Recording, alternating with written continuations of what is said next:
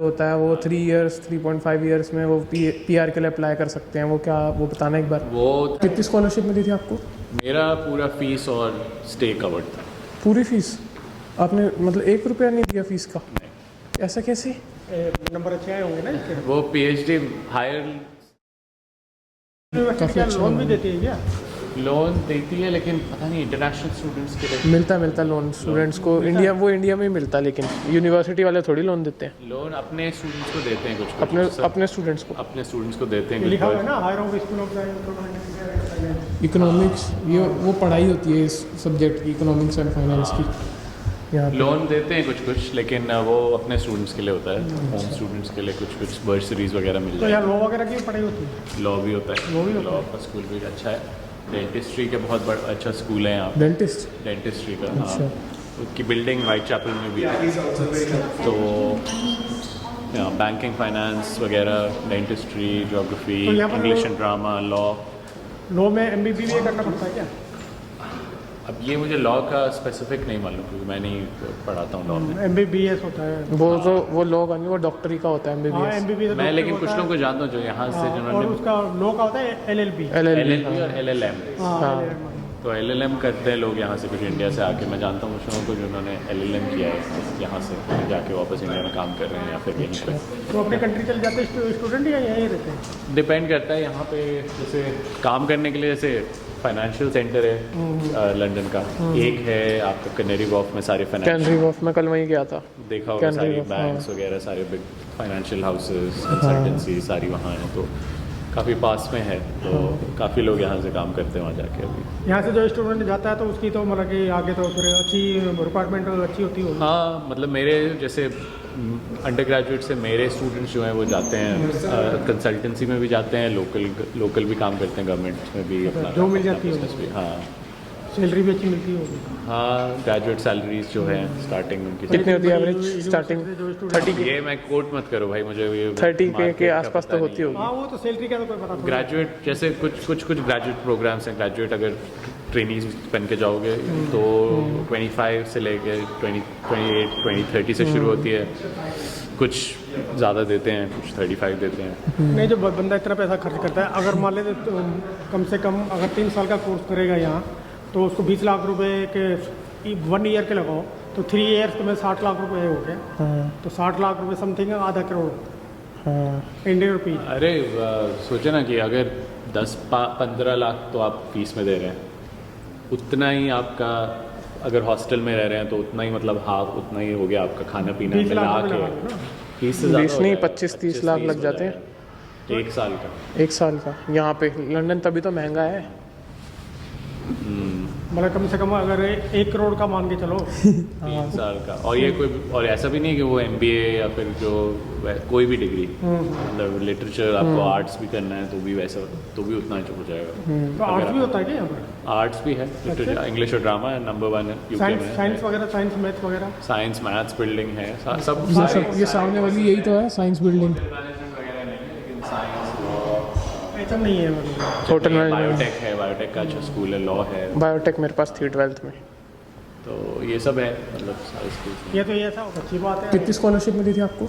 मेरा पूरा फीस और स्टे कवर्ड था। पूरी फीस आपने मतलब 1 रुपया नहीं दिया फीस का? ऐसा कैसे?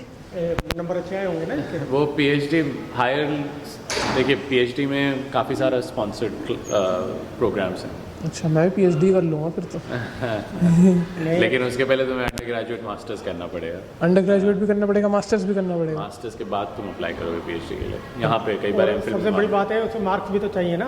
आपको कॉर्नर से पैसे थोड़ी मिल जाएगा, मामा जी का राज थोड़ी है।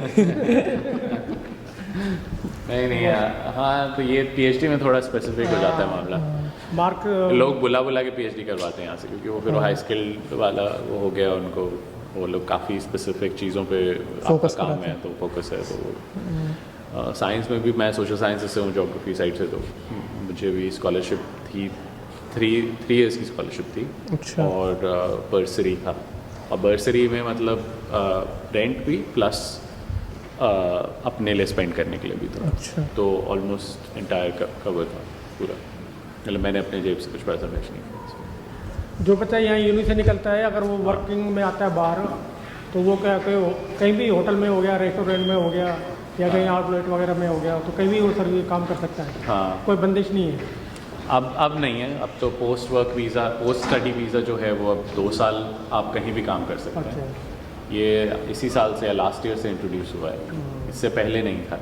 थोड़ी छोले दे दी गवर्नमेंट ने यहाँ की। हाँ, ये वो ब्रेग्जिट के बाद से ही हुआ है कि 2 साल से अब उन्होंने, अब आप पहले क्या होता था कि यूरोप के लोग ही आते थे, बहुत उनका आते थे वहाँ में। क्योंकि कोई बॉर्डर पे कोई चीज़ चेक्स नहीं, वीज़ाज नहीं थे, तो बहुत इनके सर्विस इंडस्ट्री पूरी वहीं से चलती थी। तो अब क्योंकि उन्होंने बंद कर दिया है तो अब इनको और लोग चाहिए, तो अब वो स्टूडेंट्स को इनकरेज करते हैं कि भाई 2 साल रह के अपना पैसा कमा लो, वापस दे दो। 2011 में जब जो लोग आए थे 2008 टाइप पे, उनका अलग था ये कुछ। 2011 तक it was easier to get visas, easier to get like undergraduate पे आपको मिल जाता था, स्किल्ड वीज़ा मिल सिस्टम जाएगा। अलग था, अब सिस्टम इन्होंने चेंज कर दिया। हाँ, तो वो बदलता रहता है, वो जब ये सारी चीज़ें होती हैं ना, पॉलिटिक्स चलती है ये ब्रेग्जिट वाली, तो लोग वीज़ा बदल देते हैं, फिर अचानक से मतलब लोगों को फिर चांदी हो जाती यहाँ है। की गवर्नमेंट का ये भी होगा ना, ऑन द डिमांड क्या है, तो उसके हाँ, बेस पर चलती है। उसी बेस पे उसी चलता है। बेस पर चलती है। Exactly. और वैसे यहाँ की स्पेशलिटी क्या है इस यूनिवर्सिटी की? क्या कोर्स सबसे ज़्यादा इस यूनिवर्सिटी का चलता है? लॉ, फाइनेंस, डेंटिस्ट्री का काफ़ी अच्छा है इस यूनिवर्सिटी का? हाँ, अगर आप डेंटिस्ट्री करना चाहते हैं, बार्ट्स स्कूल बोलते हैं, क्वीन मैरी का ही पार्ट है, bards school of medicine and dentistry, अच्छा। तो वो है। लॉ बहुत अच्छा है, ज्योग्राफी भी अच्छा है। अगर आप हमारे यहाँ मतलब मिक्स ज्योग्राफी में पढ़ाता हूँ, जैसे मैं डेवलपमेंट स्टडीज़ नहीं है, लेकिन आप डेवलपमेंट करना चाहते हैं, आपका डेवलपमेंट ऑर्गेनाइजेशंस में काम करना चाहते हैं, तो आप हमारे यहाँ कोर्स होता है डेवलपमेंट ज्योग्राफी का, तो वो आप ले सकते हैं। और आप एक चीज़ और बता रहे थे ना अभी कि यहाँ पे स्किल्ड वर्कर का वीज़ा जो होता है वो 3 इयर्स 3.5 इयर्स में वो PR के लिए अप्लाई कर सकते हैं, वो क्या, वो बताना एक बार। वो था ये कि अगर जैसे मैं अभी ग्लोबल टैलेंट वीज़ा पे हूँ, अच्छा, तो वो अगर क्या आपको होता है? Global talent visa high skill visa एक तरीके का, तो वो आपको एप्लीकेशन करना पड़ेगा कि मैं हाई स्किल्ड हूँ। तो आप सबका एक काउंसिल होती है, जैसे कि मैं मेरा एक यहाँ पे ब्रिटिश एकेडमी करके काउंसिल है, तो मैं अप्लाई करूँगा ब्रिटिश एकेडमी को। ब्रिटिश एकेडमी अगर अप्रूव कर देगी मेरी एप्लीकेशन, तो मुझे ग्लोबल टैलेंट वीज़ा मिलेगा। ऐसे ही टेक सेक्टर में जो इंजीनियरिंग वगैरह करते हैं, उनका एक अलग काउंसिल है, मैं नाम मैं भूल रहा हूँ उसका, तो वो टेक यूके अप्रूव कर देगा कि आप हाई स्किल्ड हैं। अगर वो ठप्पा लगा देगा तो आपको ग्लोबल टैलेंट वीज़ा मिल जाएगा। अच्छा। ऐसे ही साइंस के लिए अलग है, स्कूल ऑफ इंजीनियरिंग जैसे वैसे अभी हमको 10 इयर्स तक स्टे करना पड़ता है यूके में, तो हम PR के लिए अप्लाई कर सकते हैं। और हम कोई जैसे परमानेंट जॉब वगैरह मिलती है तो उसके लिए 5 इयर्स के लिए हमें स्टे करना पड़ता है, तो हमें जॉब मिलती है। और ये वाला मतलब वीज़ा, ये वाला वीज़ा हो गया कि 3.5 इयर्स के अंदर हमें PR मिल जाएगी अगर हमारे पास कोई अच्छी स्किल होगी तो। हाँ, अगर स्किल्ड वीज़ा, अगर ये वाले ग्लोबल टैलेंट पे आप आएंगे तो आपको 3 इयर्स में आप वीज़ा के लिए अप्लाई कर सकते हैं, 3 to। जैसे पहले बिजनेस वीज़ा होता था Tier 1। हाँ, एग्जैक्टली वैसे ही एक तरीके का वीज़ा है। और आप उसमें पुराना, अगर आप Tier 2 पे रहे हैं उससे पहले, तो वो पीरियड भी आप जोड़ सकते हैं, अच्छा, तो वो तो भी एविडेंस अगर में हम चल जाएगा। 2 साल Tier 2 वीज़ा पे हैं जैसे फॉर एग्जांपल, उसके बाद खाली हमें 1 या 1.5 साल ही रहना 1.5 पड़ेगा। साल 2 साल आप अप्लाई कर सकते हैं। ओह, ये तो सही है फिर। तो वो काफ़ी, और उसमें मतलब काफ़ी ज़्यादा इसमें लेवरेज मिलती है। और इसमें ये अगर आप एब्सेंस में हैं, जैसे काफ़ी साल बाहर काम कर रहे हैं, तो वो एब्सेंस नहीं गिनी जाती कि अगर आप बाहर काम कर रहे हैं तो you can keep renewing the visa if you don't want a PR। PR, you can still keep renewing the visa. वो ऐसे नहीं है, आप स्पॉन्सर्स से आपका जुड़ा नहीं है। मतलब 3 साल के अंदर PR मिल जाती है। और सबसे बड़ी बात है कि आपको स्पॉन्सरशिप नहीं चाहिए, तो आपको कोई एम्प्लॉयर नहीं चाहिए जो आपको बार बार स्पॉन्सर करता रहे। सीधा आपका वीज़ा लग जाएगा 3 साल का। हाँ, PR मिल थोड़ा जाएगी। सा चेक करेंगे कि आपने जो आपके लिए जिसको वीज़ा दिया गया, जिस फील्ड में, उसमें आपने काम किया कि नहीं किया, आपने एक बेसिक अमाउंट ऑफ इनकम कमाई कि नहीं कमाई, आपने Marks कैसे तो उसका बैकग्राउंड भी देख देंगे, वो क्राइम तो नहीं किया इसने यहाँ पर रहने। हाँ, वो सब चेक कर, वो सब तो देखते ही हैं, वो तो देखते हैं। बेसिक लेवल है। Basic level। लेकिन जैसे मैंने अभी ब्रिटिश एकेडमी को किया है, तो मैं अप्लाई करूँगा, तो मेरी केस फाइल में जाएगा कि मैंने कितना काम किया है पहले। मैंने बहुत मिनिमम है, लेकिन कि आपने इतना थ्रेशोल्ड लेवल का आपने टैक्स दिया कि नहीं दिया। अगर उतना टैक्स दिया है और आपने उस फील्ड में काम किया है तो आई कैन जस्टिफाई। ऐसा नहीं है कि मैंने इंजीनियरिंग हूँ, मैंने इंजीनियरिंग के लिए मुझे वीज़ा मिला, मैं कुछ और सर्विस इंडस्ट्री में काम करने लगा, तो उसमें थोड़ा प्रॉब्लम हो सकता है। लेकिन इसमें तो आपका वो देखेंगे ना, आपने कितना काम किया है और गवर्नमेंट कितना टैक्स दिया है, टैक्स दिया और है, जीरो ग्राउंड लेकिन बहुत हाई नहीं है। ऐसा नहीं है कि आप आपको बहुत 30,000 भी कमाना पड़े, आप बहुत मिनिमम कमा के भी मिनिमम कमा सकते हो। आपको दे तो इसमें जो जॉब्स होती हैं आर्ली वेजेस होती हैं या पर लेक्चर वेजेस होती हैं, मंथली होती हैं वेजेस? किस में लेक्चरशिप? हाँ नहीं, ये लेक्चरशिप तो या मैं किसी उस में पे भी कॉन्ट्रैक्ट, तो मेरा तो वेजेस जो है वो सैलरी है बेसिक। Salary based. तो ये हमें ऐसे ऐसे तो जितना मर्जी काम दे सकते हैं हमें, आज तेरी आज भी क्लास परसों भी क्लास। हाँ, तो ये सैलरी मिलती है तो आप फिर कुछ भी करते हैं, मतलब रेगुलर जॉब है। जैसे आप बैंक में काम करते हैं तो बैंक में तो फिर आप जो भी काम करें ना, पिछले आपको उस जगह पे रहने के लिए पैसा मिलता है फॉर 8 और आवर्स। इंडिया में ना जैसे पीएचडी करने के साथ साथ 25-30 हज़ार रुपये साथ में भी कुछ देते हैं पढ़ाई के साथ साथ करने के लिए। स्कॉलरशिप। हाँ, तो यहाँ पे भी होता है क्या कुछ कि मतलब पढ़ाई के साथ साथ पैसे भी मिलते हैं? हाँ, ये मुझे मिल रहे थे। वैसे नहीं, नॉर्मली मिलते हैं वैसे जनरली लोगों को पीएचडी के साथ साथ पैसे? हमेशा नहीं, हर एक को नहीं। हर एक को मिलता है, वो स्टूडेंट के ऊपर डिपेंड करता है कि वो उसकी कितनी कैटेगरी में कितने मार्क्स हैं, कितने हार्ड वर्क किया है और यूनी के लिए क्या कर रहा है वो, और यहाँ की गवर्नमेंट के लिए क्या किया है, तो उस बेस पर देखा जाता है। हाँ, थोड़ा थोड़ा है मतलब, लेकिन काफ़ी प्रोग्राम्स हैं जहाँ पे आपको मिल जाएगी स्कॉलरशिप, लेकिन आपको देखना पड़ेगा कि भाई अच्छा है। कुछ लोग हैं पीएचडी कर। अच्छा, एक बात और बताइए कि कई यूनी की खासियत होती है कि यहाँ का जो सब्जेक्ट है एमबीए या बीबीए या एमटेक या जो भी मैकेनिकल जो भी है, तो वो बेस्ट होता है, स्पेशलिस्ट होती है वो यूनी, तो उसको जैसे स्टूडेंट बाहर निकलता है तो उसको पहले से नौकरी ऑफर होती है। हाँ। ऐसा कुछ सब्जेक्ट है?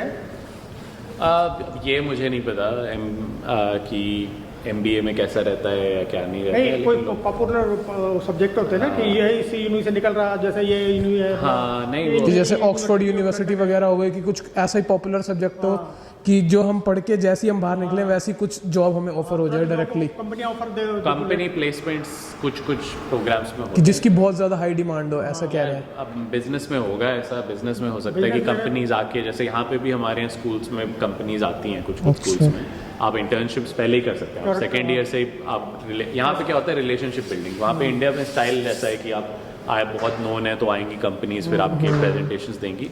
यहाँ पे ऐसा हमेशा नहीं होता, हमें नहीं होता, लेकिन कुछ सेंटर्स में होता है। यहाँ पे क्या होता है कि आप रिलेशनशिप बिल्डिंग बहुत इंपॉर्टेंट है कि आप सेकंड ईयर में आप इंटर्नशिप करना शुरू कर दीजिए। हमारे कमेंट्री यूनिवर्सिटी में भी होता है, सेकंड ईयर की पढ़ाई करने के बाद थर्ड ईयर आपका internship year, then fourth year, मतलब third year fourth year. Relationship पे डिपेंड करेगा, आप क्योंकि इतने पास हैं फाइनेंशियल डिस्ट्रिक्ट के, फाइनेंशियल उसके, तो जितने आपकी स्ट्रॉन्ग रिलेशनशिप नेटवर्किंग बना ली आपने, तो वो स्किल्स बहुत इंपॉर्टेंट है स्टूडेंट्स के लिए कि आप networking skills second third year से, क्योंकि जब आपने कोर्स कंप्लीट कर रहा है या अभी 2 महीने रह गए 3 महीने रहेंगे, आप यूनिवर्सिटी बाहर आ रहे हो, तो कंपनियां खुद आपको लेने आ जाएंगी, यहाँ से हमारे यहाँ पर चलो। एक लास्ट चीज, एक वर्क को वो आपको दे देंगे, वो वर्किंग नोटिस होता है ना, वो दे देंगे आपको। एक चीज़ और, जैसे आपका तो जैसे स्कॉलरशिप के साथ हो गया या कुछ भी, तो आप क्या सजेस्ट करोगे कि मतलब कि जो लोग स्टूडेंट्स जो आते हैं वो लंदन में आए या लंदन के बाहर आए? क्योंकि यहाँ पे तो देखो 15 लाख 16 लाख फीस हो गई, प्लस 15-16 लाख एक्सपेंस हो गया रहने खाने पीने का, तो मतलब आप क्या एक्सपेक्ट मतलब वो करोगे सजेस्ट कि आउटसाइड लंदन रहे या इनसाइड लंदन रहे? मैं बोलूँगा कि भाई थोड़ा क्लैरिटी रहनी चाहिए कि किस लिए आ रहे हो।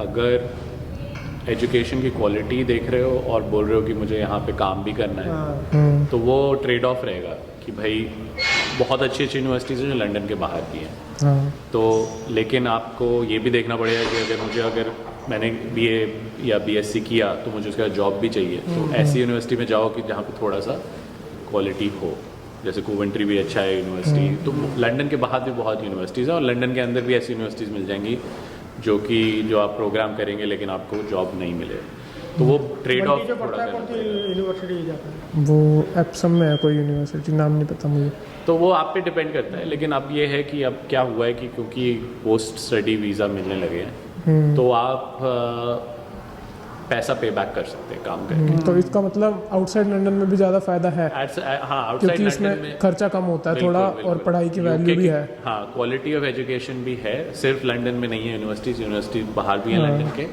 लंदन में आपका ऑफकोर्स स्टैंडर्ड ऑफ लिविंग और आपको पैसा जितना देना पड़ेगा वो बहुत हाई होगा, तो ये दिमाग में रखने की वाली तो बात है। अगर आप जेब से पे कर रहे हैं, अपनी पॉकेट से पे कर रहे हैं, तो आपको तो ध्यान लंदन में ज़्यादा पे करना पड़ेगा, इसका मतलब आउट ऑफ लंदन मतलब कम खर्चा होता है, रेंट इन लंदन मतलब कि ज़्यादा होता है। यहाँ पे तो देखो अभी बताया नहीं, 1000 पाउंड तो एक महीने का किराया हो जाता है यहाँ पे। हमारे यहाँ सैलरीज भी यहाँ पे थोड़ा सा जैसे कि डिफरेंस है, यहाँ पे लंदन अलाउंस मिलता है सैलरीज में, अच्छा, क्योंकि अगर हम वही सैलरी कमाएंगे जो हम बाहर कमाते हैं दूसरी यूनिवर्सिटीज़ में, तो वो सस्टेन करना मुश्किल है, क्योंकि यहाँ पे रेंट ऑलमोस्ट रेंट का जो Double है। डिफरेंस है वो डबल है, खर्चा भी ज़्यादा है। खर्चा भी ज़्यादा हमारा है। तो जितना कॉवेंट्री में है ना उसका डबल है यहाँ पे रेंट। तो अगर आप स्कॉलरशिप पे आते हैं, जैसे मुझे स्कॉलरशिप मिली थी, तो मुझे स्कॉलरशिप प्लस लंदन अलाउंस मिलता था, अच्छा, क्योंकि उसमें भी उनको इन्फ्लेशन जितना मतलब। इंडिया में आप कौन से कॉलेज से टिकट हैं? मैं Tata institute of social sciences, और उससे पहले मैं JNU में था। JNU। JNU में पढ़ा। जैसे इंडिया में अगर हमने बैचलर मास्टर कर रखी हो तो डायरेक्ट PhD के लिए अप्लाई कर सकते हैं। हाँ, PhD डायरेक्ट आप मास्टर्स के बाद कर सकते हैं। मास्टर्स हमारे यहाँ जैसे MPhil भी होता है कुछ जगह, MPhil एक होता है जो मास्टर्स के बाद, उसके बाद ही आप PhD अप्लाई कर। कई लोग आते हैं जैसे कि वो BA करने के लिए, कि उनको पता है कि भाई जॉब करना है डायरेक्टली आफ्टरवर्ड्स, लेकिन अगर आप सब्जेक्ट देख रहे हो, आप देख रहे हो कि आपको उसी फील्ड में कुछ करना है, और वो ज़्यादातर आदमी सोचता है वो जब अंडर ग्रेजुएट के बाद, जब थोड़ा स्पेशलाइजेशन, जब मास्टर्स में क्या करना है। अब ये जो थॉट है ये उसके बाद ही आएगा ना, जब आप अंडर ग्रेजुएट कर लोगे, कि मैं क्यों साइंस क्यों पढ़ूँ, मैं ये बायोटेक क्यों जाऊँ, मैं डेंटिस्ट्री करूँ या मैं कुछ और और करूँ। सबसे बड़ी बात है बैक भी होना चाहिए पैसे का यहाँ पर आने के लिए। और एक चीज़ और बताओ, कोई ऐसी चीज़ हो बहुत इंपॉर्टेंट जो आप स्टूडेंट्स को सजेस्ट करना चाहो यहाँ पे आने के लिए, या फिर इस यूनिवर्सिटी की कुछ ऐसी खास बात, कुछ भी ऐसा? नहीं, यहाँ पे ये है कि एक्सपीरियंस बहुत है। ये एक्सपीरियंस मैं देखता हूँ कि मल्टीकल्चरल है, लोग हर जगह से आते हैं, तो बहुत एक्सपीरियंस लोग आते हैं अलग अलग जगह से, और डेफिनेटली एक कल्चरल एक्सपीरियंस भी मिलता है। और दूसरी बात ये रही कि अगर आप ऑफकोर्स अफोर्ड कर सकते हैं, या अगर आप स्कॉलरशिप पे आ सकते हैं, कुछ मास्टर्स की स्कॉलरशिप्स भी होती हैं, तो आप वो सर्च आउट करिए कि अगर आप अफोर्ड नहीं कर सकते, अपने पैसे, अपने जेब से पैसा नहीं लगाना चाहते, तो या पेरेंट्स नहीं दे सकते, या पेरेंट्स नहीं दे सकते, अफोर्ड नहीं कर सकते, तो आप मास्टर्स की भी स्कॉलरशिप्स मिलती हैं। कम है, लेकिन देर आर वेज इन विच वो होता है कुछ 3000 पाउंड्स ऑफ हो गया, 5000 पाउंड्स ऑफ हो गया है। मेरे 1-2 फ्रेंड्स उनका ये हुआ है। फिर ये सब हुआ, कॉमनवेल्थ स्कॉलरशिप हुई, गवर्नमेंट देती है इंडिया की, वो UK में। फिर एक शेफनिंग करके एक स्कॉलरशिप है, वो आप अप्लाई कर सकते हैं।